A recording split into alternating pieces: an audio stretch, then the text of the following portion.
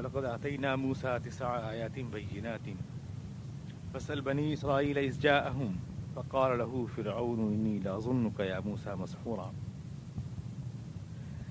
قَالَ لَقَدْ عَلِمْتَ مَا أَنْتَ لَهَٰؤُلَاءِ إِلَّا رَبُّ السَّمَاوَاتِ وَالْأَرْضِ بَصَائِرَ وَإِنِّي لَأَظُنُّكَ يَا فِرْعَوْنُ مَسْحُورًا فأراد أن يستفزه من الأرض فأغرقناه ومن معه جميعا وقلنا من بعده لبني إسرائيل اسكنوا الأرض فإذا جاء بعد الآخرة جئنا بكم لفيفا.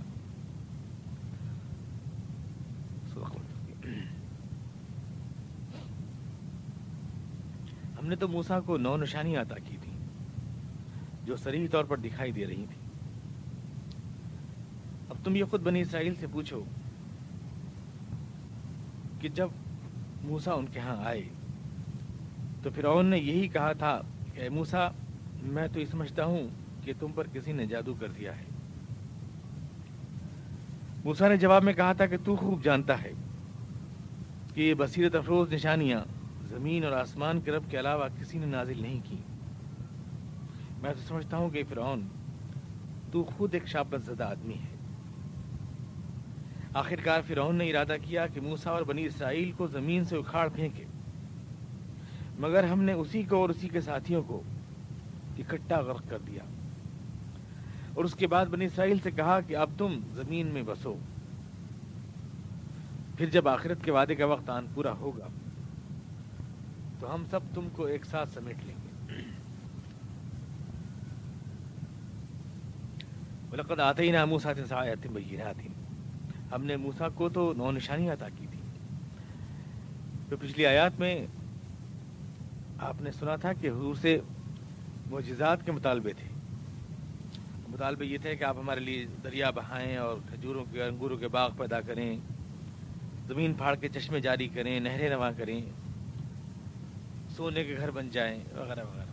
تو اس طرح کے معجزات کے مطالبے تھے حضور اقدس علیہ الصلوۃ والتسلیم سے. اور چونکہ یہ معجزات حضور اقدس ظاہر نہیں فرما رہے تھے اس لیے یہ اعتراض تھا کہ آپ رسول نہیں ہیں، خدا کے رسول نہیں ہیں. آپ یہ کرتے تو ہم آپ کو مان لیتے اور پھر سب جھگڑا کشمکش ختم ہو جاتی جو ہے ہمارے آپ کے درمیان. تو اس کے جواب میں اور اکساتے تھے بنی اسرائیل ان باتوں کے لیے کہ ان سے یہ پوچھو ان معجزات کا مطالبہ کرو. موسیٰ کے ہاتھ پر تو اتنے معجزات ہوئے، ان کے ہاتھ میں کوئی معجزہ نہیں ہے. دیگر پیغمبروں کے ہاتھوں پہ ایسے ایسے معجزے ظاہر ہوئے، انہوں نے تو کوئی معجزہ نہیں دکھایا. پھر یہ خود کو خدا کے نبی کیوں کہتے ہیں؟ تو یہ بنی اسرائیل اکساتے تھے. اس کے جواب میں یہ آیات ہیں جو آج میں نے آپ کے سامنے تلاوت کی ہیں. ہم نے موسیٰ کو تو 9 نشانیاں عطا کی تھی. وَلَقَدْ آتَيْنَا مُوسَىٰ 9 آيَاتٍ بَيِّنَاتٍ. مقصد یہ ہے کہ معجزات کا مطالبہ یا معجزات کا نہ ہونا بنیادی سبب نہیں ہے. آدمی جب انکار پر آمادہ ہو تو معجزات اور نشانیوں کے باوجود بھی انکار کر دیتا ہے. جب انکار کرنے کی ضد ہو آدمی کو تو نہ دلیل کام آتی ہے نہ کوئی معجزہ کام آتا ہے.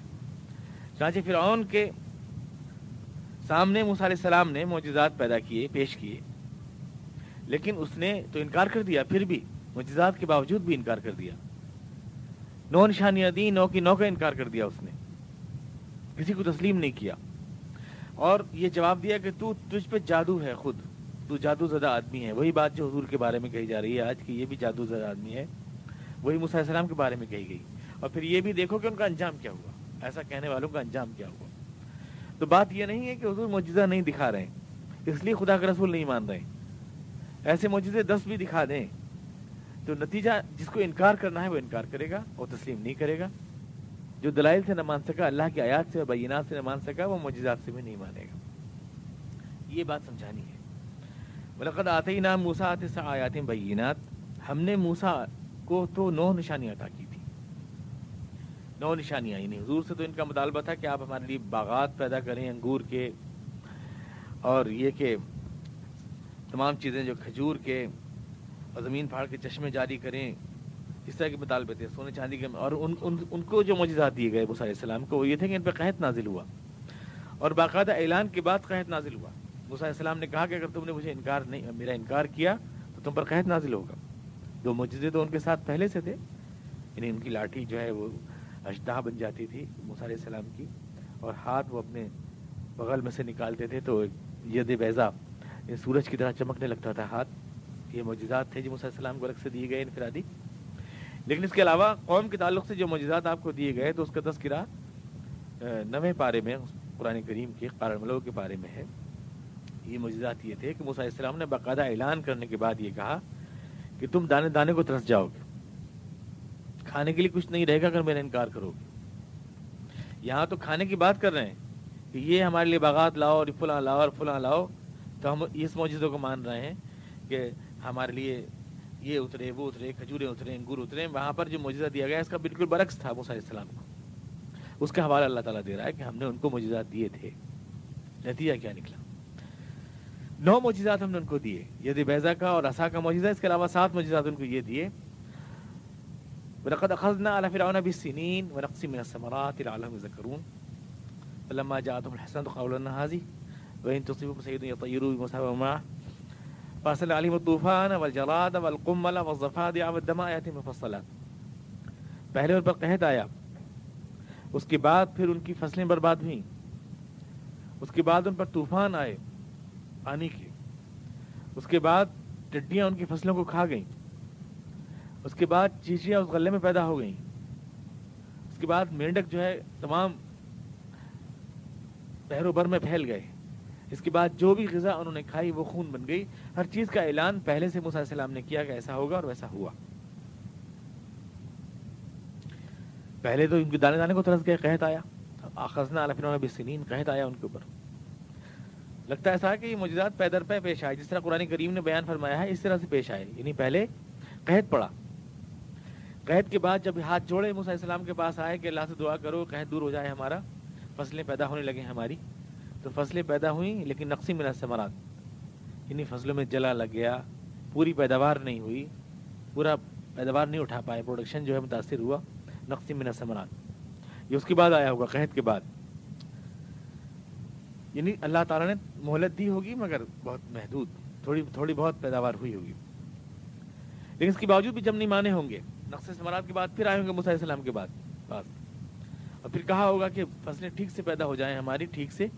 اور جب فصلیں ٹھیک سے پیدا ہوئی ہوں گی اور پھر یہ اپنی حرکتوں پہ لوٹے ہوں گے تو اللہ نے پھر جہاں پانی کا قحط تھا اور جہاں پانی نہیں تھا تو دعا کے نتیجے میں کہ اللہ سے دعا کر دیں اور وہ فصلیں ان کی ٹھیک ہوئی ہوں گی تو پھر طوفان آیا ہوگا پانی کا، جس سے ہری بھری فصلیں ان کی جو ہے برباد ہو گئی ہوں گی، گل کے ختم ہو گئی ہوں گی. فصل عالم و طوفان.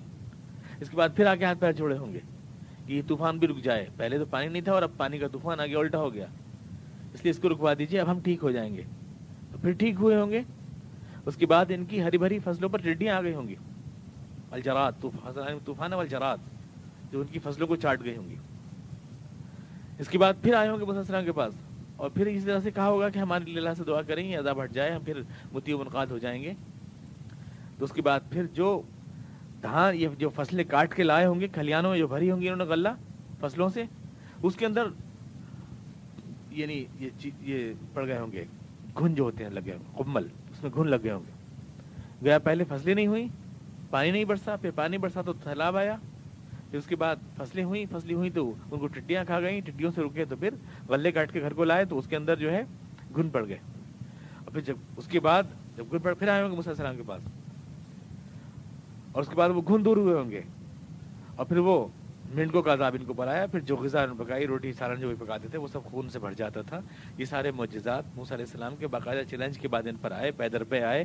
گویا یہ بگڑتے رہے سنورتے رہے، بگڑتے رہے سنورتے رہے، بار بار آتے رہے اور درخواست کرتے رہے. اس کے باوجود 7 مرتبہ اظہار معذرت کے باوجود پھر وہیں کے وہیں رہے اور انکار کرتے رہے، باز نہیں آئے. اس لیے اللہ تعالیٰ فرما رہا ہے کہ تم مانگ رہے ہو باغات، کھیتیاں، انگور اور یہ ساری چیزیں مانگ رہے ہو. اس کے برعکس بھی آ چکا ہے. موسیٰ علیہ السلام نے قحط کا عذاب آیا، اس کے بعد پھر طوفان کا عذاب آیا، ٹڈیوں کا عذاب آیا اور اس کے بعد پھر گھن لگا ان کے غلوں کو اور اس کے بعد پھر مینڈکوں کو اور خون کا عذاب آیا. ایک کے بعد ایک عذاب آتا رہا لیکن کسی بھی عذاب سے سدھرے نہیں اور موسیٰ علیہ السلام کو تسلیم نہیں کیا اور مانا نہیں، بلکہ یوں کہا کہ تم تو جادوگر لگتے ہو، یا یہ کہ تمہارے ساتھ کوئی جادوگر ہے جو تم سے جادو کے ذریعے سارے کام کرا رہا ہے. انت الا رجل مسحورا، یہ بات کہی، اس کی توجیہ کر لی. معجزات کی توجیہ کر لی. اس طرح سے اگر آج تمہارے کہنے پر حضور اقدس کو معجزات دے دیے جائیں تو تم توجیہ کر لو گے. کر کیا لوگ ابھی سے کہہ رہے ہو کہ ان تتبعون الی رجل مسحور. وہی بات کہ لوگوں تم یہ آدمی تو جادو زدہ ہے. حضور کو کہا کرتے تھے کہ یہ تو جادو زدہ ہے, اس پہ جادو ہوا ہے, یہ جادوگر کے قبضے میں ہے. تو ابھی سے یہ الزام ہے. تو اگر یہ سب کچھ ہونے لگے کہ باغات پیدا ہو جائیں, سونے کے مکان ابھرنے لگیں, تو تم یہی الزام لگا دو گے جو موسیٰ علیہ السلام کے اوپر لگائے. ان تتبعون الی رجل مسحور, یہی الزام لگا دو. فاسأل بنی اسرائیل اذ جاءہم, تو تم بنی اسرائیل ہی سے پوچھ لو جب موسیٰ علیہ السلام آئے تو انہوں نے کیا جواب دیا تھا. بنی اسرائیل ہی سے پوچھ لو. یعنی یہی بنی اسرائیل جو ہے مشرکین مکہ تم کو بہکاتے ہیں, یہی بنی اسرائیل جو تم سے کہتے ہیں کہ ان سے معجزات کا مطالبہ کرو, جو شوبدے دکھانے کی بات کرتے ہیں کہ ان سے دکھواؤ, جو تمہارے پیچھے لگے رہتے ہیں تمہارا ذہن بگاڑتے ہیں, خود انہی بنی اسرائیل سے پوچھو. اصل بنی اسرائیل اذ جاءہم, کہ جب ان کے پاس موسیٰ آیا تو انہوں نے کیا جواب دیا تھا. آج وہ جواب نہیں دیں گے, اس کی کیا گارنٹی ہے. فقال لہ فرعون, فرعون نے موسیٰ سے کہا تھا انی لاظنک یا موسیٰ مسحورا, موسیٰ میں تو یہ سمجھتا ہوں کہ تم پر جادو ہوا ہے, جادوگروں کے نرغے میں ہو, گھیرے میں ہو. انی لاظنک یا موسیٰ مسحورا. ٹھیک یہی الزام حضور پر تھا, بنی اسرائیل کا بھی, مشرکین مکہ کا بھی, کہ ان تتبعون الی رجل مسحورا. اے لوگو تم جس کو فالو کرنا چاہتے ہو وہ ایک جادوگر آدمی ہے یا جادو زدہ آدمی ہے, دونوں ترجمے ہو سکتے ہیں اس کے. جادوگر آدمی ہے یا جادو زدہ آدمی ہے, اس کا تم پیروی کرنا چاہتے ہو. حضور کے اوپر یہ الزام تھا. تو اگر حضور ان کے کہنے پر یہ سب باتیں کر بھی دیں جن کا وہ مطالبہ کر رہے ہیں, تو کہہ دیں گے کہ یہ سب جادو کا کرشمہ ہے. اس کو جب آدمی نہ ماننے کی قسم کھا لیتا ہے تو اس میں 10 باتیں نکال لیتا ہے, تسلیم نہیں کرتا. وہ 10 بہانے خوئے بدرا بہانے بسیار, کہتے ہیں خوئے بدرا بہانے بسیار. اب ہمیں خود ذاتی تجربہ ہے, یعنی جو لوگ نہ ماننے کی قسم کھائے ہوئے ہیں انہیں کسی طرح سے نہیں منوا سکتے. قرآن سنا دیں, حدیث سنا دیں, مانتے نہیں. اس میں کوئی نہ کوئی فی ضرور نکال لیں گے, یہ کیوں ہے وہ کیوں ہے. ہمارے ندیم صاحب بتائے تھے کہ بار ہم نے سیرت کی بہت تقریر کی, سیرت تقریر سے کسی کو اعتراض نہیں تھا, بہت دیر سوچ کے یہ کہا, لیکن مولانا جوتے پہنے ہوئے تھے جب تقریر کرتے, تو کوئی تو نکلے فی, کوئی تو فی نکلنی چاہیے.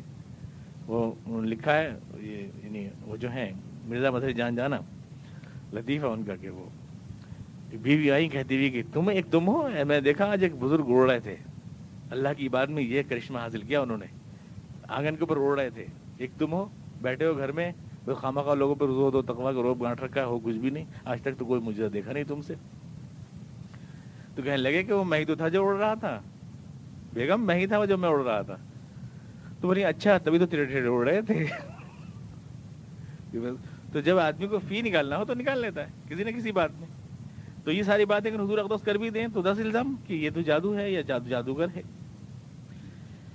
یا جادو کا کرشمہ ہے, حضور پر جادو ہوا ہے. اب یہاں جو ہمارے منکرین حدیث نے فی نکالی وہ یہ نکالی اس آیت میں کہ مشرکین مکہ کا یہی تو الزام تھا کہ حضور اقدس پر جادو ہوا ہے, یہی تو الزام تھا. لیکن جادو کو تو آپ بھی مانتے ہیں, اور حدیث سے بتاتی ہیں کہ حضور پر جادو ہوا. انہوں نے حدیث کا جو انکار کرنا ہے, اس لیے یہاں سے لاتے ہیں بات کو, الٹی طرف سے لاتے ہیں بات کو, کہ الٹی طرف سے یعنی یہ بھی دلچسپ بات ہوتی ہے کہ سیدھی بات سے آدمی الٹی بات نکال لیتے ہیں. اور کسی درس میں میں نے کہا تھا کہ حرام مال کھانے سے, ایک لقمہ کھانے سے 40 دن کی نماز قبول نہیں ہوتی. تو ایک صاحب آن کے کہنے لگے مجھ سے کہ پھر نماز پڑھنے کی ضرورت کیا, کیونکہ حرام مال سے تو ہم بچ نہیں سکتے, تو ہماری نماز تو بیکار ہی جا رہی ہے, اس لیے ہم نماز کیوں پڑھیں. انہوں نے اس میں یہ نتیجہ نکالا, الٹا نتیجہ نکالا کہ نماز پڑھنے کی کوئی ضرورت نہیں ہے, کیونکہ مال تو حرام ہے, اس سے بچنا تو مشکل ہے, لہٰذا چھوڑیں, نماز پڑھنا فضول جا رہی ہے, بیکار جا رہی ہے. بجائے اس کے حرام حلال کمائی کی فکر کرتے, الٹا رزلٹ نکالا. تو اس میں سے یہ نکال کے لایا کہ حدیث میں یہ آیا ہے کہ حضور اقدس علیہ السلام کے اوپر جادو ہوا. بخاری کی حدیث ہے, مسلم شریف کی حدیث ہے کہ حضور اقدس پر جادو ہوا, اور جادو کے اثر سے آپ بھولنے لگے چیزیں. نبی اعظم نے جادو کیا حضور اقدس کے اوپر, اور تمام روایتی علماء جتنے بھی ہیں سب یہ مانتے ہیں کہ جادو کی حقیقت ہے, جادو ہوتا ہے, اور حضور تک پہ جادو ہوا ہے. تو جب حضور پہ جادو ہو گیا آپ کی حدیث کی روح سے, تو پھر قرآن کا کوئی بھروسہ نہیں رہا. پھر تو وہی بات صحیح ہو گئی جو کفار مکہ کہہ رہے کہ ان تتبعون الی رجل مسحور, کہ یہ ایک ایسا آدمی ہے جس پہ جادو ہوا ہے. جب حضور پہ جادو ہو سکتا ہے, آپ کے بقول بھی ہو سکتا ہے, آپ کی بخاری شریف اور مسلم شریف کہہ رہی ہے کہ حضور پہ جادو ہو سکتا ہے, تو جب جادو ہو سکتا ہے تو کوئی جادو کے نشے میں یہ سب آیتیں بھی لکھوا سکتا ہے آپ سے. یہ ساری باتیں جو آپ کہہ رہے ہو یہ سب جادو ہو. آپ کی زبان پر جو جبریل کہتے کہ بول رہے ہیں, جبریل نہ بول رہا ہے, کوئی جن بول رہا ہو. انہیں سب جادو ہو یہ، یہی تو کہا اس نے بھی، سلمان رشدی نے، سلمان رشدی کی کتاب ہے سیٹانک ورسز، وہ کہتا ہے کہ ضروری نہیں کہ حضور اقدس کے منہ پہ جو آیات آئیں وہ اللہ کی آیات ہوں، وہ سیٹانک بھی ہو سکتی ہے، نعوذ باللہ من ذالک، یعنی وہ سیٹانک مطلب شیطانک ورسز، یعنی شیطان کی القاء کی بھی ہو سکتی ہیں۔ تو اگر منکرین حدیث کہتے ہیں کہ آپ کی حدیث کی روح سے اگر حضور اقدس پہ جادو ہو گیا تھا، تو گویا تو حدیث نے تصدیق کر دی مشرکین مکہ کے الزام کی کہ تم جو ہے جادو زدہ آدمی ہو، اور جب تصدیق کر دی حدیث نے، تو یہ وہ حدیث جو قرآن کے اندر شک ڈال دے اور رسالت میں شک ڈال دے، وہ حدیث پڑھنے کے قابل نہیں ہے، لہٰذا وہ حدیث کا انکار کرتے ہیں کہ حدیث کا انکار کر دینا چاہیے، ایسی حدیثوں نے سب گڑبڑ کر رکھا ہے، وہ اس بات کو کہہ دیتے ہیں۔ تو یہ برسبیل تذکرہ بات آ گئی ہے تو میں اس کو بھی واضح کرتا جاؤں آپ کے سامنے۔ جادو حضور اقدس پر ہوا باقاعدہ حدیث میں، تمام صحاح میں، سب کتابوں میں ہے، بخاری میں بھی ہے، مسلم میں بھی ہے، ابو داؤد میں بھی ہے، ترمذی میں بھی ہے، اس کے علاوہ جتنی بھی احادیث کی کتابیں ہیں سب میں یہ باقاعدہ قصہ مشہور ہے کہ حضور اقدس علیہ العظیم کے اوپر جادو ہوا، یہودیوں نے جادو کیا آپ کے اوپر، اور جادو کا اثر آپ کے اوپر ہوا۔ صلح حدیبیہ سے واپسی کے بعد جب آپ تشریف لائے، صلح حدیبیہ سن 6 میں جب حضور اقدس مدینہ تشریف لائے واپس، تو پھر خیبر کے یہودیوں کا ایک وفد جو ہے وہ آیا مدینے میں، اور وہاں کے مشہور جادوگر لبید ابن عاصم سے ملا، جو مختلف احادیث ہیں ان کی روشنی میں آپ کو پورا واقعہ سنا رہا ہوں۔ تو خیبر کے یہودیوں کا ایک پورا وفد آیا، اور مشہور جادوگر تھا مدینے کا لبید ابن عاصم، اس سے ملا کر، خود بھی جادوگر تھا وہ، اس کی بہنیں بھی جادوگر تھی، بہت بڑا شہرہ تھا اس کا جادو کا۔ اس سے آ کے ملا، اور ملنے کے بعد کہا کہ محمد صلی اللہ علیہ وسلم جو طاقت روز روز بڑھتی جا رہی ہے ان کی، تو ہمارا خیال تھا کہ اب اس موقع پر جب کہ یہ عمرے کو گئے ہیں، لڑائی جھگڑا ہوگا سب ختم ہو جائیں گے، لیکن آپ تو صلح حدیبیہ کر کے آ گئے، اب طاقت بڑھ رہی ہے حضور اقدس علیہ السلام کی، اور یہ تو کسی طرح قابو میں ہی نہیں آ رہے ہیں، اس لیے ان کے اوپر ایک ایسا جادو کرو محمد مصطفیٰ علیہ السلام کے اوپر کہ سب جو ہے ان کا جتنا بھی کھٹرا کے ختم ہو جائے، ایک زوردار والا جادو کرو۔ اس زمانے میں ایک یہودی لڑکا حضور اقدس کی خدمت میں تھا، جو آپ کی خدمت کرتا تھا، یہودی لڑکا، اس لڑکے سے انہوں نے ساز باز کی، اور ساز باز کرنے کے بعد حضور اقدس علیہ السلام کی کنگھی جس میں آپ کے کچھ بال بھی تھے وہ حاصل کیے، احادیث کا جو مفہوم میں آپ کو بتا رہا ہوں میں، وہ کنگھی اور وہ بال کچھ حاصل کیے، کنگھی اور بال حاصل کرنے کے بعد لبید ابن عاصم نے ان کنگھی اور بالوں پہ جادو کیا، اور کرنے کے بعد اس کو ایک نر کھجور کے خوشے میں رکھ کر بنی زریق کے کنویں میں، جو انصار کا ایک قبیلہ تھا بنی زریق، اس کے کنویں کے اندر وہ دفن کر دیا ایک پتھر کے نیچے۔ اس کا اثر آپ کے اوپر ظاہر ہونا شروع ہوا اس جادو کا، حدیث کی روح سے۔ اثر یہ تھا کہ ایک بات آپ کرتے تھے اور بھول جاتے تھے کر کے، یا نہیں کی ہوتی تھی اور آپ سمجھتے تھے میں نے کر لی ہے۔ کبھی ایسا ہوتا تھا ازواج مطہرات کے پاس نہیں گئے ہیں، سمجھ رہے ہیں گیا تھا، چلے گئے ہیں تو میں نے نہیں گیا تھا، یہ کیفیت آپ کے اوپر ہوئی تاریخ جادو کے اثر سے، ذہن بندھا بندھا آپ کا محسوس ہونے لگا، آپ جیسے میں بندھا ہوا ہوں، آپ فرماتے ہیں ایسا لگتا تھا جیسے میں بندھا ہوا ہوں کسی شے میں۔ ایک روز آپ جناب عائشہ صدیقہ رضی اللہ عنہا کے ہاں آرام فرما رہے تھے، حضور اقدس علیہ السلام آرام فرما رہے تھے، اس کے بعد آپ اٹھے، نیند کے بعد اٹھے، اور آپ نے فرمایا کہ عائشہ جس چیز کے لیے میں پریشان تھا خدا نے مجھے بتا دی ہے، خواب میں نے دیکھا کہ ایک فرشتہ میرے سراہنے کھڑا ہے، ایک میرے پائیں ہی کھڑا ہے، اور وہ پوچھ رہا ہے کہ ان کو کیا ہوا ہے، تمہارے صاحب کو کیا ہوا ہے؟ تو دوسرا جواب دیتا ہے کہ ان کے اوپر جادو ہوا ہے، اور جادو کیا ہے لبید ابن عاصم نے، اور وہ جادو چھپا ہوا ہے قبیلے بنی زریق کے کنویں کے اندر، وہاں چھپا ہوا ہے پتھر کے نیچے۔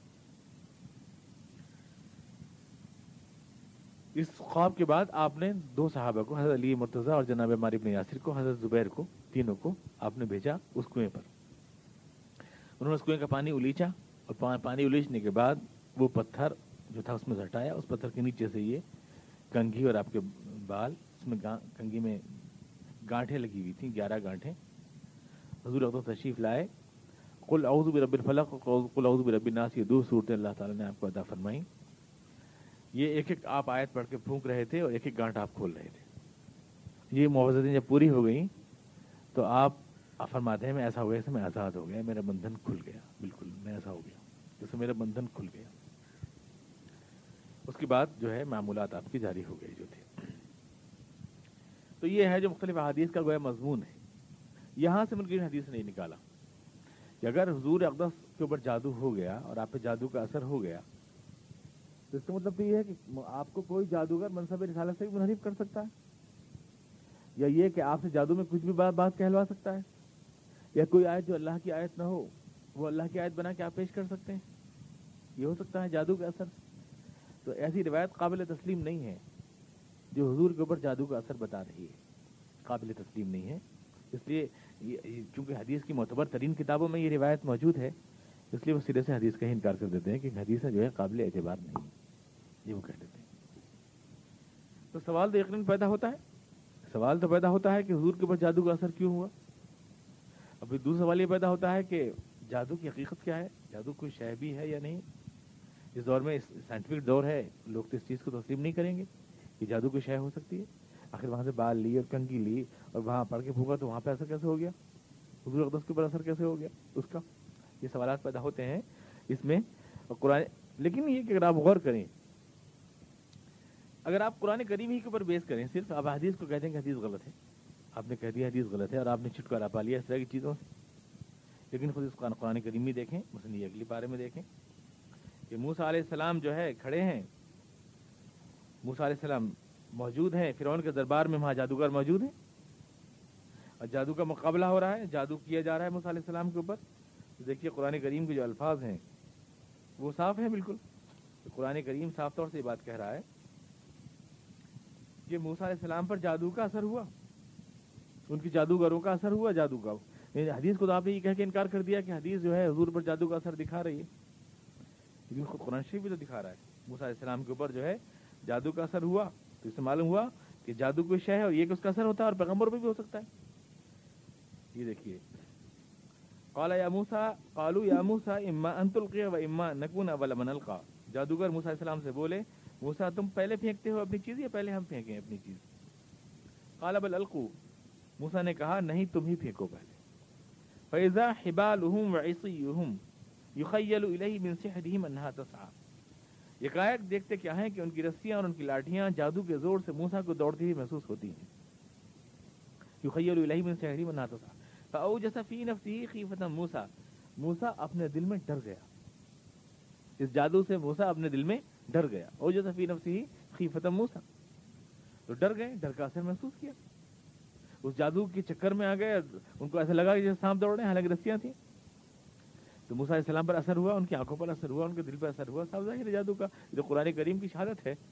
تو حدیث کا تو انکار کر کے آپ نے چھٹکارا پا لیا، تو کیا قرآن سے بھی انکار کریں گے؟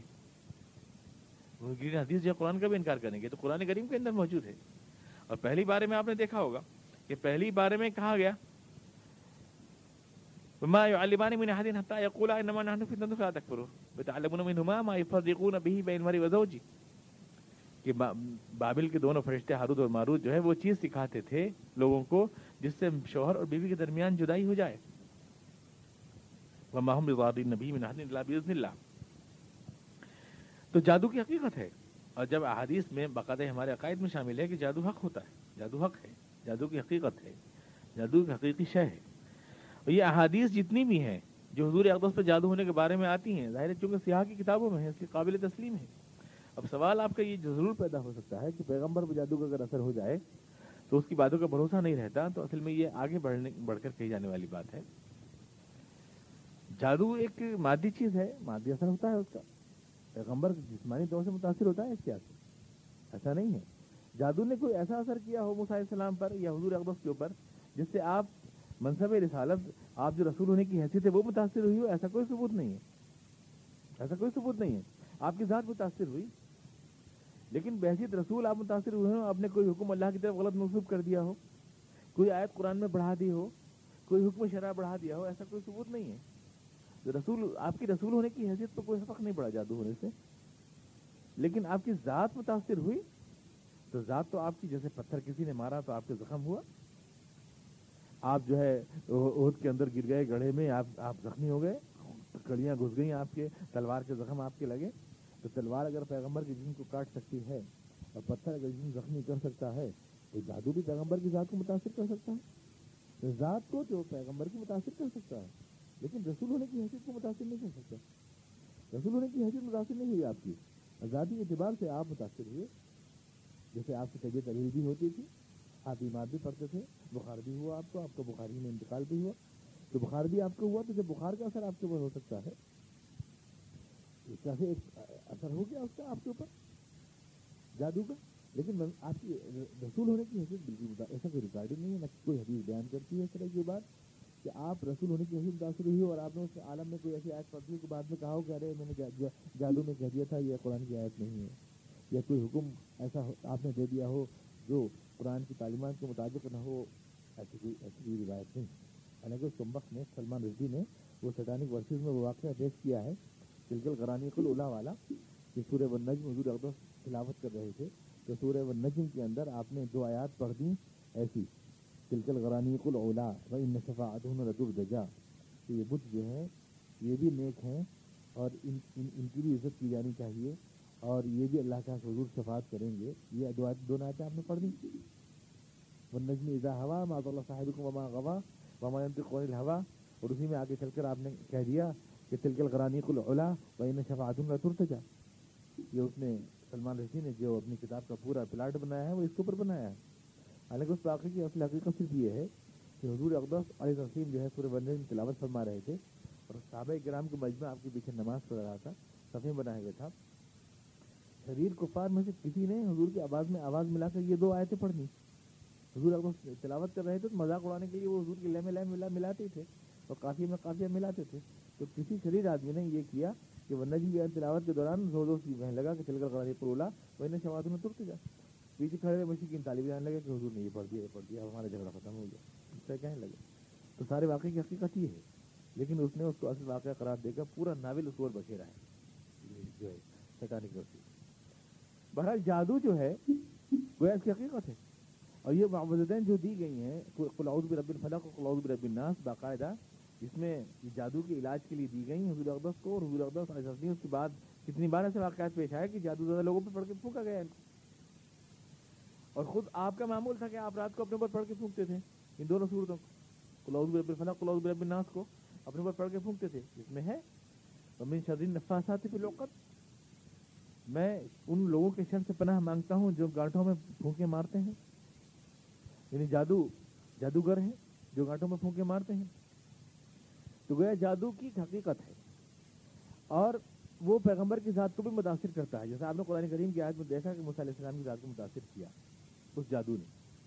لیکن آج سائنٹیفک دور میں کیا چیز ہے وہ جادو، کیسے مان لے دنیا اس کو؟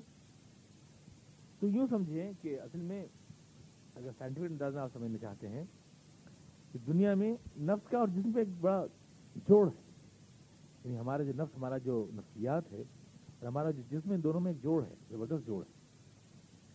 کئی بار ایسا ہوتا ہے کہ ایک چیز ہمارے نفس کو متاثر کرتی ہے لیکن جسم پہ اس کا اثر ظاہر ہوتا ہے، نفس پر اثر پڑتا ہے اس چیز کا، جسم پہ اس کا اثر ہمارے ظاہر ہوتا ہے. ہم ڈر جاتے ہیں تو ہم پیلے پڑ جاتے ہیں، اللہ ڈرا تو دل ہے ہمارا لیکن ہم پیلے پڑ گئے، جسم پہ اثر ہوا. شرم آتی ہے تو لال پڑ جاتا ہے آدمی، خوف میں سفید ہو جاتا ہے آدمی، اثرات پڑتے ہیں. فکر ہو آدمی کو تو اسہال شروع ہو جاتے ہیں باقاعدہ جو ہے، یعنی آدمی کا پیٹ خراب ہو جاتا ہے. کیوں اثر ہوتا ہے؟ اس کے گلینڈ متاثر ہوتے ہیں. غم میں آدمی کے بال سفید ہو جاتے ہیں. جسم پر اثرات ظاہر ہوتے ہیں نفسیات کے، نفسیات کا اور جسم کا گہرا تعلق ہے، اس کے اثرات ظاہر ہوتے ہیں. اور جدید دور میں یہ بات ثابت ہو گئی ہے کہ آدمی کے نفسیاتی اثرات دوسرے کے اوپر، دوسرے کے نفس کو متاثر کرتے ہیں. نفسیاتی اثرات دوسرے کو متاثر کرتے ہیں. پہلی بیٹی کی باقاعدہ ایک علم ہے اس دور میں، باقاعدہ سے لوگ مظاہرہ بھی کرتے ہیں، یعنی اپنا خیال دوسرے کے دل میں ڈال دیتے ہیں، اپنے نفس سے نکالا ہوا خیال دوسرے کے نفس میں ڈال دیتے ہیں. پہلی بیٹی میں ہوتا ہے باقاعدہ نیو یارک میں جو وحیدین خان نے بھی لکھا ہے اس میں اسلامی تحدہ میں مظاہرہ کیا صاحب نے اس بات کا. نیوز ریڈر خبریں پڑھ رہا تھا، لوگوں نے کہا آپ اپنی صلاحیت کا مظاہرہ کیجیے، خبریں پڑھ رہا ہے، اس سے کچھ کہلوائیے. ان کا کیا کہلواؤں؟ تو کسی نے کہا کہ آپ کہلوائیے حکم کا اکا. تو اس نے سوچا اور توجہات کو مبذول کیا اپنی، اور نیوز ریڈر جو ہے ایک دم پڑھتے پڑھتے اس نے کہا حکم کا اکا 3-4 دفعہ کہا. اس کے بعد فوری لے کے آگے بڑھ گئے. بعد میں لوگوں نے پوچھا کہ تم نے یہ خبروں میں غیر متعلق لفظ کیسے کہا؟ کہ بس اچانک میری زبان مجبور ہو گئی، یہ لفظ پھسل گئے، نہ معلوم کیوں اس لیے پھسل گئے. تو نفسیاتی رابطہ متاثر کرتا ہے آدمی کو، ٹیلی پیتھک رابطہ ہے یہ. ہم جب سوچتے ہیں تو ہمارے اندر سے کچھ لہریں اٹھتی ہیں، وہ لہریں اپنے اندر تاثیر اور اثرات رکھتی ہیں، اور وہ لہریں جو ہیں دوسرے کے نفس کو متاثر کرتی ہیں، پہنچتی ہیں. یہ تو اب بالکل یعنی یہ چیز ایک دم سائنٹیفک ہے اس دور میں، متاثر ہو. اس طرح سے یہ آپ دیکھیں کہ ہیپناٹزم ہے، اس کو دنیا تسلیم کرتی ہے کہ باقاعدہ کلب قائم ہے، اس کے لیے جو باقاعدہ ٹریننگ کیمپ قائم ہے، لوگ ٹریننگ بھی لیتے ہیں ہیپناٹزم کی، ہیپناٹسٹ ہوتے ہیں، باقاعدہ لوگوں کو معمول بنا لیتے ہیں، عامل بن جاتے ہیں ہیپناٹزم کے ذریعے یا مسمرزم کے ذریعے متاثر کر لیتے ہیں. بہت سے لوگ پریکٹس کرتے ہیں، اور یہ خالص مادی چیز ہوتی ہے، کوئی روحانی چیز نہیں ہے، یہ خالص مادی چیز ہوتی ہے. آدمی کے جسم میں بہت سی طاقتیں اللہ تعالیٰ نے رکھی ہیں جس کو آدمی جانتا بھی نہیں، بہت سی چیزیں ایسی ہیں. اب مثلا ہم بولتے ہیں اس لیے کہ ہمیں پریکٹس کرا دی گئی بولنے کی، لیکن اگر کوئی آدمی گونگا جنگل میں چھوڑ دیا جائے تو وہ بولنا نہیں سیکھے گا، حالانکہ اس میں بولنے کی صلاحیت ہوگی. ہم نے پکڑنا سیکھا، ہمیں پکڑنا سکھایا گیا، چلنا سیکھا اس لیے کہ ہمیں چلنا سکھایا گیا. 2 ٹانگوں پہ چل لیتے ہیں، بیلنس بنا لیتے ہیں اس لیے کہ ہمیں یہ سکھایا گیا. جو چیزیں ہمیں سکھائی گئی ہیں وہ ہم سیکھ جاتے ہیں، جو نہیں سکھائی گئی ہیں وہ ہم نہیں سیکھتے. تو آدمی میں بہت سی ایسی چیزیں ہیں جو ہمیں سکھائی نہیں گئی ہیں، لیکن ہمارے اندر ہیں، وہ صلاحیتیں ہمارے اندر ہیں، وہ طاقتیں ہمارے اندر ہیں. اسی میں ٹیلی پیتھک کا رابطہ بھی ہے. اب یہ پتنگا ہوتا ہے جس میں یہ ٹیلی پیتھک رابطہ ہوتا ہے. پتنگا بھربھرائے گا یہاں تو اس کی مادہ میلوں دور سے اس کی بھربھراہٹ سن لے گی اور آ جائے گی. کیوں؟ یہ کون سا رابطہ ہوتا ہے؟ 50-60 میل دور سے آ جاتی ہے، اس کے پاس ہوتی ہے ٹھیک اس کے پاس پہنچ جاتی ہے. شہد کی مکھیاں اپنے ٹریک جو بناتی ہیں اس سے کبھی نہیں بھٹکتی، جو بھی ان کا رابطہ شہد کے چھتے سے ہے وہ برقرار رہتا ہے، اس سے کبھی نہیں بھٹکتی، حالانکہ انہیں کوئی انڈیکیشن دینے والا نہیں ہوتا، کوئی سمجھانے والا نہیں ہوتا.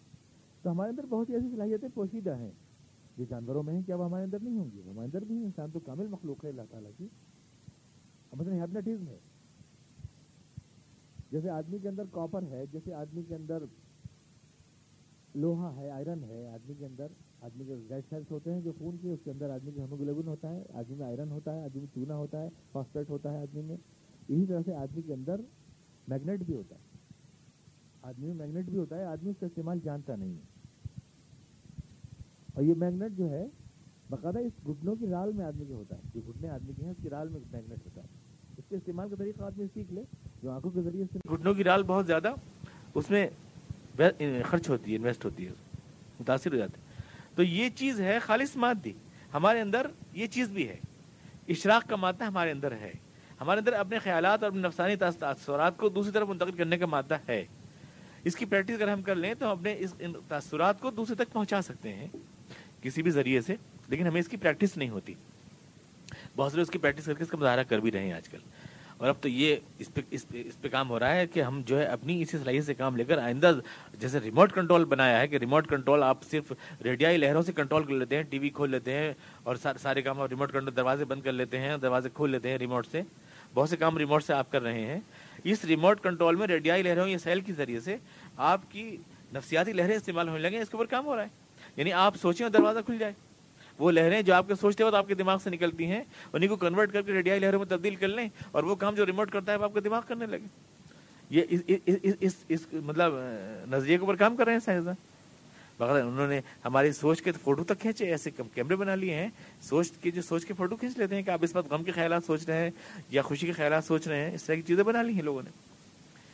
تو اس کا مطلب یہ ہے کہ ہمارے اندر صلاحیتیں ہیں اور ہم نفس کے ذریعے نفس کو متاثر کر سکتے ہیں. ہر آدمی میں ہوتی ہے. شخصیت میں آپ دیکھتے ہیں کہ اس آدمی کی شخصیت میں بڑا مقناطیسیت ہے، بہت میگنیٹ ہے. یہ جو کہتا ہے لوگ مان لیتے ہیں. دوسرا آدمی 100 باتیں کہتا ہے نہیں مانتا، 100 باتیں کہہ رہا نہیں مان رہا. کچھ لوگوں کی آنکھوں میں وہ تاثیر ہوتی ہے کہ گھور کے دیکھ لیا تو آپ جو وہ کہہ رہے ہیں وہ کر رہے ہیں، آپ ان کی سرتابی نہیں کر سکتے. دوسرے آدمی میں یہ بات نہیں ہوتی. یہ شخصیت مقناطیس کہاں سے آتا ہے؟ یہ میگنیٹ آدمی کی شخصیت میں کہاں سے آتا ہے؟ یہ ہر ایک میں ہوتا ہے. اس کا استعمال کرنا کسی تھوڑا بہت آ جاتا ہے، اس کو وہ استعمال کر لیتا ہے اور اسی سے وہ دوسرے کے نفس کو متاثر کر لیتا ہے. تو جب نفس کو وہ متاثر کر لیتا ہے، میں نے ابھی آپ کو بتایا تھا کہ نفس میں جسم میں بڑا رابطہ ہے. ہمارا جسم متاثر ہوتا ہے تو ہمارا نفس متاثر ہوتا ہے. یعنی مان لیجیے اگر ہمارا پیٹ خراب ہو تو ہم جو ہے چڑچڑے ہو جاتے ہیں، کڑوے مزاج کے ہو جاتے ہیں، ہمیں کوئی اچھی نہیں لگتی، غم کے تصورات چھانے لگتے ہیں ہمارے پر. یہ ہوتا ہے نہیں ہوتا ہے؟ خامخواہ ڈرنے لگتے ہیں، پیٹ میں کیڑے ہو تو خوف کھانے لگتے ہیں. حالانکہ خالص جسمانی چیز ہے مگر ہمارے نفس پہ اثر انداز ہو رہی ہے. اور ڈرے ہوئے ہوں تو پیٹ خراب ہو جاتا ہے. یعنی خالص نفسیاتی چیز ہے لیکن جسم پہ اثر انداز ہو رہی ہے. تو دونوں کے درمیان کنیکشن ہے. تو جب ہم نفس کی لہروں کے ذریعے آپریٹ دوسرے کے نفس کو کر سکتے ہیں تو ظاہر ہے کہ اس کی جسم کو بھی تاثیر کر سکتے ہیں اسی مادھیم سے. اگر اس کی آپ نفسیاتی سائنٹیفک توجہ کرنا چاہیں تو سیدھی سی بات ہے. ابھی تو یہ آپ کو ایک فلسفہ اس لیے لگے گی کہ اب اس کے تجربے پورے نہیں ہوئے ہیں, لیکن مان لیجئے کہ ٹیلی ویژن کے موجود نے جب یہ فلسفہ پیش کیا تھا کہ جس طرح سے ہم آواز کی لہروں کو کرنٹ میں تبدیل کر کے اور پھینک دیتے ہیں اور کرنٹ پھر آواز چینج کر کے ٹرانسٹر بنا لیا ہم نے, اس طرح سے اگر ہم تصویر کو کرنٹ میں تبدیل کر کے لائٹ میں اور لائٹ کو کرنٹ میں تبدیل کر کے پھینکیں تو ٹی وی بن سکتا ہے. تو لوگوں نے اس کو تسلیم نہیں کیا تھا, لیکن اس نے نظریہ کر کے دکھا دیا. اس طرح یہ نظریہ کہ ہمارا نفس جو ہے ہمارے جسم کو متاثر کرتا ہے اور اس کو ہم ٹرانسفر کر سکتے ہیں, دوسرے جگہ بھیج سکتے ہیں. جب یہ نظریہ آپ کے سامنے آ جائے گا تو آپ سمجھ لیں گے جادو کیا چیز ہے, کس طرح سے یہ نفس کو متاثر کر کے اور جسم کے اوپر اثر انداز ہو جاتا ہے اور اس کے لیے میڈیٹ کر لیتا ہے, کسی ایسی چیز کو درمیان میں ڈال لیتا ہے جو اس جسم سے تعلق رکھتی ہے. جیسے حضور کی کنگھی, حضور کے بال کو رکھا گیا, اس سے لبید ابن عاصم نے گویا کہ اس کو بنا کر اپنا ٹارگیٹ اور اس کے ذریعے حضور اقدس کے جسم کو متاثر کر لیا, کیونکہ وہ حضور کے بال تھے, حضور کی کنگھی تھی, اس کے ذریعے. تو اس کی جو بہرحال جو کچھ بھی ہو, سائنٹیفک توجہ کچھ بھی ہو, یہ ایک تجربے کی شے ہے. ایسا ہوتا ہے, صدیوں سے روز کے تجربہ کرتے آئے ہیں, ایسا ہوتا ہے. یعنی جادو کے اثرات ہوتے ہیں اور وہ مٹ بھی جاتے ہیں. ایسا ہوتا ہے. حضور اقدس علیہ الصلوۃ والتسلیم کی زندگی میں بہت سے ایسے واقعات ملتے ہیں. اس نے ایک بار آپ تشریف لے گئے اور وہاں گئے, آپ رجی کے قریب پہنچے تو وہاں ابو سعید خدری رضی اللہ عنہ کو آپ نے بھیجا کہ بھئی مہمان ہیں, ہم لوگ آپ کے ساتھ بہت سے صحابہ کرام تھے, کہ مہمان ہیں. اس عرب میں حق تھا کہ لوگ مہمان نوازی کرتے تھے. ابو سعید خدری گئے تو انکار کر دیا محلے والوں نے کہ ہم تو کوئی مہمان نوازی نہیں کرتے, یہ کہاں جماعت آ گئی یہاں پر, ہم تو نہیں کھلائیں گے, منع کر دیا انہوں نے. حضور اقدس نے کوئی شکایت نہیں کیا. ہوا یہ کہ کسی بچھو نے کاٹ لیا ان کے سردار کے, بچھو نے کاٹ لیا, تڑپنے لگا. تو لوگوں نے کہا کہ لوگ آئے ہیں بڑے نیک نیک لگ رہے ہیں, ان سے بات کر کے دیکھیں, ان سے شاید کچھ آتا ہو. تو آئے تو ابو سعید خدری کے پاس آئے, انہیں کہ ہمارے سردار تڑپ رہے ہیں, بچھو نے کاٹ لیا ہے, جھاڑ دیجیے, کچھ کر دیجیے, وہ جھڑ جائے. اس زمانے کا یہی علاج ہوتا تھا کہ جھاڑ دیتے تھے. ابو سعید خدری نے کہا نہیں, ایسے تو نہیں جائیں گے ہم, تم نے ہمیں کھانے کو نہیں پوچھا, ہم تمہارا بچھو جھاڑ دیں, یہ تو نہیں ہوگا, پہلے کچھ دینا پڑے گا بدلے میں. تو انہوں نے کہا کہ چلیے کچھ دیں گے. یہ گئے, وہاں جانے کے بعد آپ نے یہ قرآن کریم کی صورتیں پڑھ کے جھاڑ دی, وہ صحیح ہو گیا. تو آپ کا اثر ختم ہو گیا اس کا, بچھو کا. خود حضور اقدس کو بچھو نے کاٹا, حضور اقدس علیہ السلام کو بچھو نے کاٹا. تو میں نے کہا نا کہ جیسے حضور کو بچھو کاٹ سکتا ہے اور آپ درد سے بے تاب ہو سکتے ہیں, زہر کا اثر آپ پہ ہوا, آپ کے اوپر تلوار کا اثر ہوا, پتھر کا ہوا, جادو کا بھی ہو سکتا ہے. اس میں کیا مذائقے کی بات ہے, جسم پر تو ہوا نا, رسول حیثیت رسالت پہ تو نہیں ہوا. تو اب وہ تڑپنے لگا تو ابو سعید خدری نے پڑھ کے پھونک دیا, صحیح ہو گیا. 30 بکریاں انہوں نے دی ابو سعید خدری کو معاوضے میں. وہ 30 بکریاں لے کے حضور اقدس کے پاس آئے, تو کیا یہ بکریاں دی ہیں. اب ظاہر ہے وہ کوئی ایسا تاثر ہے, یقینی طور سے اس کی نفسیات متاثر ہوئی, یہ نیک لوگ ہیں, یہ مجھے متاثر کریں گے, یہ لوگ ٹھیک کر دیں گے مجھے. اس تاثر نے اس کے جسم پہ بھی اثر انداز ہوا, اس کی طرف ختم ہو گئی, آدمی کی سوچ اور آدمی کا نظریات بہت کچھ اس کے جسم پہ اثر انداز ہوتے ہیں, ختم ہو گئی. اس کی توجہ آپ یہی کریں گے. لیکن حضور کے پاس آئے 30 بکریاں لے کر, اور صحابہ کرام نے کہا ہم نہیں کھائیں گے, یہ پتہ نہیں جائز ہے کہ جائز نہیں ہے کھانا اس کا, ہم نہیں کھائیں گے. حضور سے پوچھ لیں پہلے جائز ہے کہ نہیں. تو حضور کے پاس آئے, حضور نے کہا کہ بھئی کیسے دے دی ان لوگوں نے, تو کھانے کو بھی نہیں پوچھا تھا. حضور ایسے دے دی. کیا وہ بچھو تڑپ رہا تھا, کہا کہ جھاڑ دو, ہم نے یہ قرآن شریف آیتیں پڑھ کے جھاڑ دی, تو اس کا صحیح ہو گیا. وہ تو ہمیں تو ٹھیک ہو گیا, اور یہ 30 بکریاں دی ہیں. تو آپ ہنسے, اس کے اوپر مسکرائے آپ, اور آپ نے کہا کہ اچھا تمہیں کیسے پتا چلا کہ اس طرح سے اس کا ختم ہو جائے گا جادو کا اثر, اس کا یا بچھو کا اثر ختم ہو جائے گا, تمہیں کیسے پتا چلا, یہ تو خوب رہا.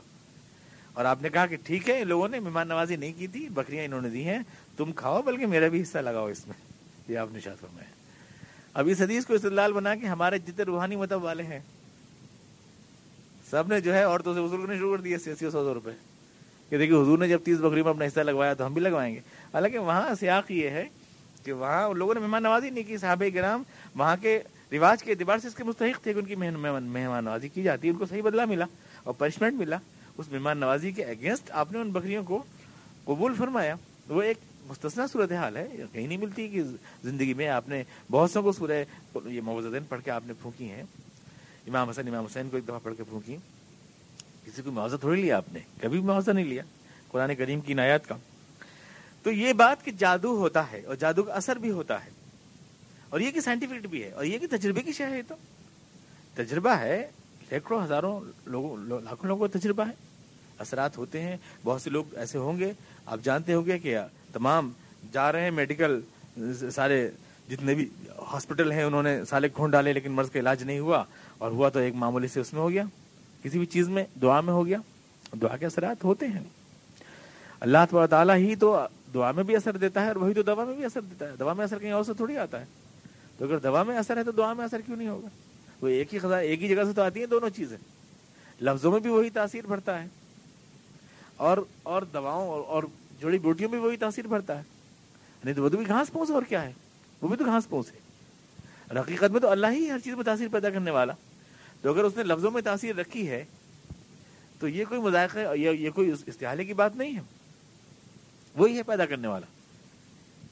حکیم اجمل خان ہمارے والد صاحب سناتے تھے کہ حکیم اجمل خان جو لکھا کرتے تھے نسخہ, تو جو بھی نسخہ لکھتے تھے اس کے اوپر ہوا شافی لکھتے تھے. ہوا شافی حکما پہلے زمانے میں لکھتے ہی تھے, اب تو وہ سانپ سا بنا دیتے ہیں کیا کر کے یوں کر کے. اور یہ سانپ جو ہے نا, یہ یونانی دیوتا ہوتا ہے. یہ سانپ جو ڈاکٹر لوگ بنا دیتے ہیں, یہ ایک یونانی دیوتا ہوتا ہے سانپ, اور وہ آر سے جو بنا دیتے ہیں گھما کے یوں, یہ ایک یونانی دیوتا ایک سانپ ہوتا ہے جس سے وہ امید کرتے ہیں کہ وہ ہمیں ہمارے امراض کو ٹھیک کرتا ہے. تو ان لوگوں کو پتہ نہیں ہے, اس لیے جو ہے کراس کا نشان بنائیں گے لال والا, یہ کرسچنس کی وہ ہے, یہ کرسچنس کی پہچان ہے. اور یہ آر جو بناتے ہیں پینچدار والا, یہ سانپ ہے, یونانی دیوتا ہے. مسلمانوں کو یہ علامتیں اوروں کی ہیں, غیروں کی. مسلمان حکما ہوا شافی لکھا کرتے تھے. یہ خالی ہوا نہیں تھے, یہ خالی بنا دی یوں کر کے, ویسی بن جائے گی وہ بھی گھوم کے. ہوا شافی لکھتے تھے. ایک نہیں لکھی شاگرد نے, ایسے لیا ہے نسخہ لکھ کر, ہوا شافی نہیں لکھا اس کے اوپر, تو نسخہ اٹھا کے پھینک دیا کہ اجمل خان ہے, اور کہا کہ فائدہ تو اس ہوا شافی سے ہوتا ہے, اس گھاس پھوس میں کیا رکھا ہے, گھاس پھوس میں کیا, گھاس پھوس تھوڑی ہوتا ہے فائدہ, اسی سے فائدہ ہوتا ہے, اسی کو تم نے لکھا نہیں. تو تاثیر جو ہے جب اللہ تعالیٰ پیدا کرنے والا ہے, اور آپ یہ مانتے ہیں کہ دوا میں تاثیر پیدا کرتا ہے, تو وہ لفظوں میں بھی تاثیر پیدا کرتا ہے. اس میں کیا مستحالہ ہو سکتا ہے, یہ کون سا مذائقہ ہو سکتا ہے؟ بہرحال یہ کہ جادو جو ہے اس میں اب جیسے ہر چیز کو غلط اور صحیح استعمال کیا جا سکتا ہے, اس تاثیر کو یا اس نفسیاتی تاثر کو لوگ غلط طور سے استعمال کرتے ہیں, اس سے دوسروں کو نقصان پہنچاتے ہیں. یفرقون به بین المرء وزوجہ, تو قرآن کریم میں کہا. تو یہ شے جو ہے, یہ چیز اس کو گناہ بنا دیتی ہے, اس لیے جادو کو کفر کہا گیا, گناہ بنا دیتی ہے. اور پھر یہ کچھ لوگ تو ایسا کرتے ہیں آج کل, تو یہ ہے کہ خود مسلمان حضرات بھی چونکہ جاہل ماشاءاللہ کافی ہیں, لہذا تعویذ کے نام پر اتنی مشرکانہ تعویذات لکھے جا رہے ہیں, اور ہمارے انہی خانقاہوں میں اور حجروں میں بیٹھے ہوئے لوگ لکھ رہے ہیں, جو دیگر جرائم سے قطع نظر جو ان کے ہیں, کہ زنان خانوں میں بے تکلف جانا اور اپنے تعلقات جو ہے خواتین سے بڑھا لینا اور پیدا کر لینا, وہ سب سے قطع نظر. خود یہ تعویذوں کی عبارتیں آپ دیکھیں تو استعانت غیر اللہ ہوتی ہیں. یا مثلا کوئی یا جبرائیل یا میکائیل یہ کام کر دے میرا, یہ ہوگا, آپ سمجھیں گے اتنے فرشتوں کے نام لکھ رہے ہیں تو بڑا اسلامی تعویذ ہو گیا. حالانکہ وہ تو یا جبرائیل یا میکائیل یہ کام کر دیتے, یہ تو قدم تعویذ گنڈا اس طرح کا, یہ تو قدم مشرکانہ ہوا, پورا مشرکانہ. یہ ساری چیزیں جتنی بھی ہیں, یہ سب چیزیں قرآن کریم کی آیات سے اگر آپ دعا کے طور کے اوپر پڑھ رہے ہیں تو یقینی طور سے اس کی تاثیر ہے, اور قل اعوذ برب الفلق قل اعوذ برب الناس جو حضور کو دیے گئے اس کا ثبوت ہے. جادو کے اثرات ہوتے ہیں, یہ ہمارے عقیدے میں شامل ہے. تجربہ بھی ہے, یہ انسانوں کو تجربہ بھی ہے, اور سائنٹیفک توجہ جو ہے وہ میں آپ کو بتائی. تو اب اس سب کی موجودگی میں جب ہم یوں مان لیتے ہیں کہ حضور پر جیسے بچھو کا اثر ہوا, جیسے تلوار کا اثر ہوا, جیسے پتھر کا, ویسے جادو کا بھی اثر ہوا, تو اس سے آپ کی رسول ہونے کی حیثیت متاثر نہیں ہوئی. آپ نے قرآن میں کوئی آیت بڑھا دی ہو, ایسا نہیں ہوا. آپ نے باغوائی شیطانی نعوذ باللہ ذالک کچھ بات کہہ دی ہو, ایسا نہیں ہوا. جب نہیں ہوا تو پھر احادیث کو ماننے میں کیا استحالہ ہے, ان احادیث کو تسلیم کرنے میں کوئی استحالہ نہیں ہے. تو منکرین حدیث کی یہ بات کہ آپ بھی تو وہی کہنے لگے جو کفار کہتے تھے کہ حضور پہ جادو ہوا تھا, یہ بات جو ہے معقول بات نہیں ہوئی. اور اس کو بنیاد بنا کے حدیث کا انکار کر دینا, میں نے دکھایا آپ کو قرآن میں بھی موجود ہے وہ چیز, پھر تو قرآن کا بھی انکار کرنا پڑے گا. اس بنیاد پہ حدیث کا انکار نہیں کر سکتے. فقال له فرعون انی لاظنک یا موسی مسحورا, تو فرعون نے کہا کہ میں تو یہ سمجھتا ہوں موسیٰ کہ تم جو ہے تم پر جادو کر دیا ہے کسی نے. قال لقد علمت ما انزل هؤلاء الا رب السماوات والارض بصائر. موسیٰ علیہ السلام نے کہا تو جانتا ہے یہ جو کچھ بھی اترا ہے یہ جادو نہیں ہے بلکہ یہ اللہ رب السماوات والارض نے تیری آنکھ کھولنے کے لیے اتارا ہے. تو خود جانتا ہے اس بات کو. بصائر یہ قحط آ رہے ہیں, یہ سسریاں پیدا ہو رہی ہیں, یہ کھن لگ رہے ہیں, یہ فصلیں تباہ ہو رہی ہیں. جادو ایک آدمی پورے ملک کو تھوڑی متاثر کر سکتا ہے. جادو جو ہے ایک آدمی پہ اثر انداز ہوگا, بس زیادہ ایک آدمی پہ اثر انداز ہوگا. ویسے ہمارے یہاں ایسے بڑے عاملین کرام جس کا نام عمل رکھتے ہیں, بے عملی کا نام عمل رکھتے ہیں, تو ایسے عاملین کرام پڑھے ہیں جو کہتے ہیں کہ پورے علاقے بدل دیں گے وہ تو جادو کے زور سے, اپنے تعویذوں کے زور سے. میں نے کہا ہمارے یہاں بھی ایک ڈاکٹر صاحب ہیں, وہ بڑے یہ دعوے کرتے ہیں کہ ان کے پاس شاید جنات آتا ہے. تو میں نے کہا کہ آپ پھر ایک دن میٹنگ بلا کے بابری مسجد بنوا دیں ہماری, پھر خاموخواہ پریشان کر رکھا ہے تو سے کروڑ آدمیوں کو, یہ سارا کام کروا دیں. تو ملکوں پہ اثر انداز نہیں ہوتے, جادو کے اثرات ایک آدمی کو متاثر کرتے ہیں بس. اور یہاں پورا ملک متاثر ہو رہا ہے, پورے ملک میں قحط پڑ رہا ہے, پورے ملک میں طوفان آ رہا ہے, پورے ملک کی فصلیں برباد ہو رہی ہیں. تو خوب جانتا ہے کہ یہ جادو نہیں ہے. تو جانتا ہے, لقد علمتا, تو جانتا ہے خوب, ما انزل هؤلاء کہ اللہ نے جو کچھ بھی اتارا ہے یہ صرف اللہ رب السماوات والارض نے اتارا ہے.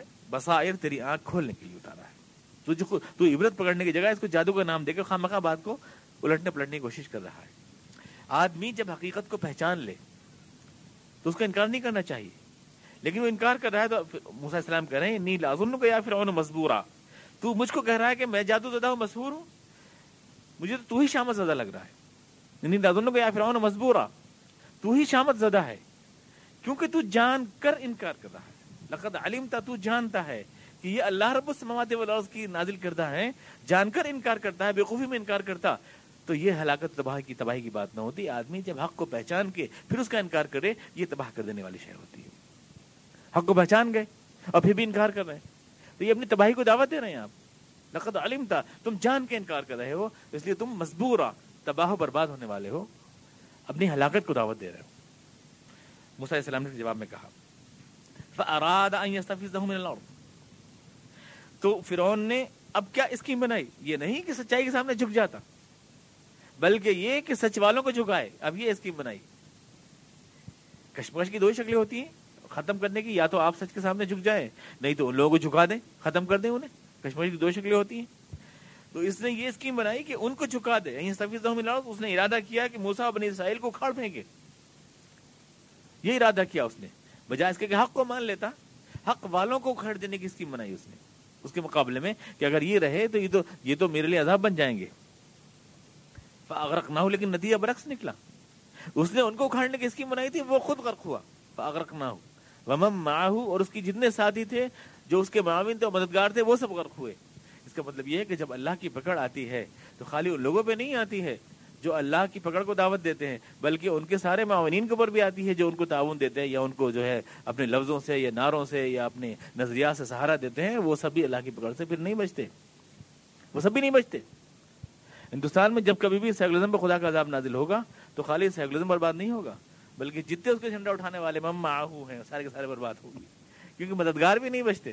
مددگار بھی, اللہ کا قانون ہے کہ مددگاروں کو بھی نہیں چھوڑتا. وہ اعانت جرم بھی جرم ہی مانتا ہے. وہ قتل میں جیسے قتل جرم ہے تو اعانت قتل بھی جرم ہے, تو اعانت جرم ہے. فاغرقناہ, ہم نے اس کو بھی ڈبویا, مماحو جتنے اس کے مددگار تھے ان سب کو ڈبویا جمیعا. وہ ان کو ڈبونے کی اسکیم بنا رہا تھا, الٹا خود ڈوب گیا.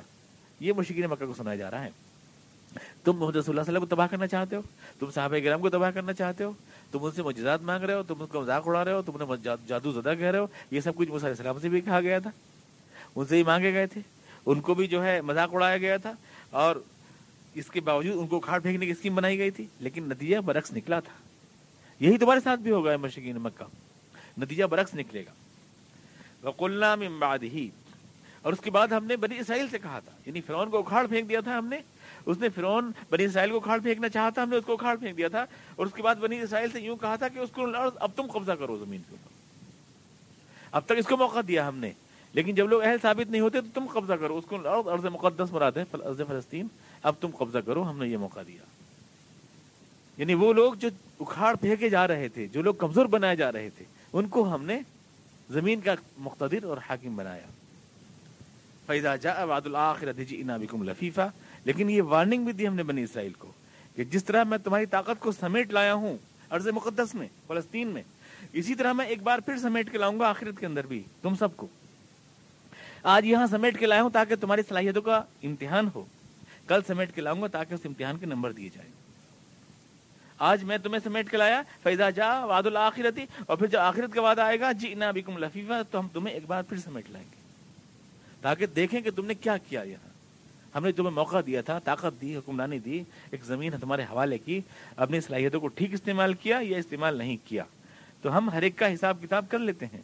فرعون کا زمین میں بھی کر دیا ہم نے، وہاں بھی سمیٹ کے لائیں گے، وہاں بھی کر لیں گے، اور بنی اسرائیل کا بھی کر لیں گے۔ تو یہ گویا کہ جواب ہے مشرکین مکہ کو بنی اسرائیل کے پردے میں اور موسیٰ علیہ السلام کے پردے میں انہی کے مطالبات کا، اور ان کا انجام بھی ان کو دکھا دیا گیا کہ تمہارا انجام کیا ہونے والا ہے۔ کوئی سوال ہے؟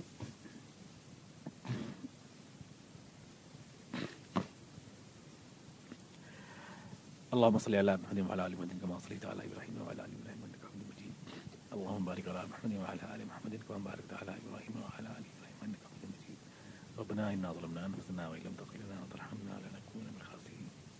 ربنا إننا سمعنا مناديا ينادي للإيمان أن آمنوا بربكم فآمنا. ربنا فاغفر لنا ذنوبنا وكفر عنا سيئاتنا وتوفنا مع الأبرار. سبحان ربك رب العزة عما يصفون وسلام على المرسلين والحمد لله.